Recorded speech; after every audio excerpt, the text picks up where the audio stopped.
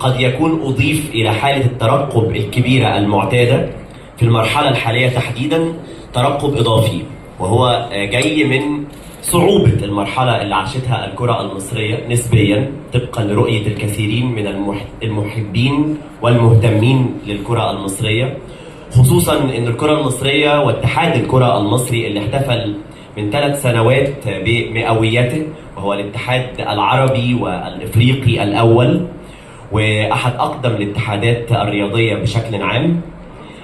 فبينتظر منه دائما الكثير وبيتم النظر إليه باعتبار أنه الأقدر على العودة إلى مكانته الطبيعية طبقا لمكانة اعتدناها للكرة المصرية وطبقا لطموحات كبيرة جدا يستحقها جمهور الكرة المصري.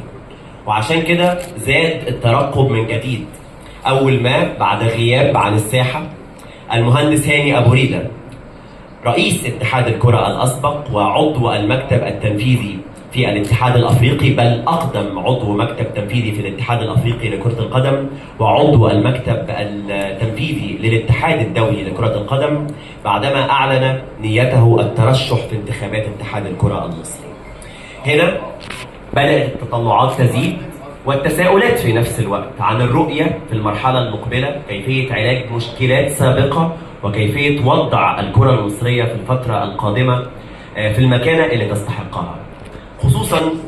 بأنك بتتكلم على ربما أهم كادر رياضي مصري عبر سنوات وسنوات وهو المهندس هاني أبو ريدة. فكان بشكل طبيعي العيون كلها بتتجه إلى أعضاء قائمة المهندس هاني أبو ريدة اللي طبعا مشرفينا بالحضور النهارده، وهنعرف كمان تفاصيل عن خططهم ورؤيتهم.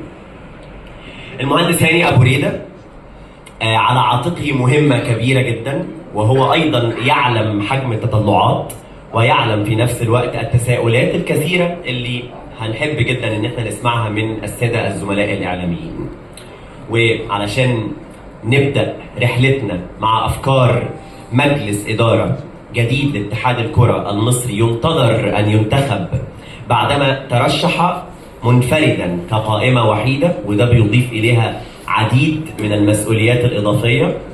يوم 10 من شهر ديسمبر المقبل بإذن الله أعضاء الجمعية العمومية في الكرة المصرية سيكون أمامهم اختيار المجلس الجديد اللي ترشح لانتخاباته قائمة واحدة يرأسها المهندس هاني أبو ريدة.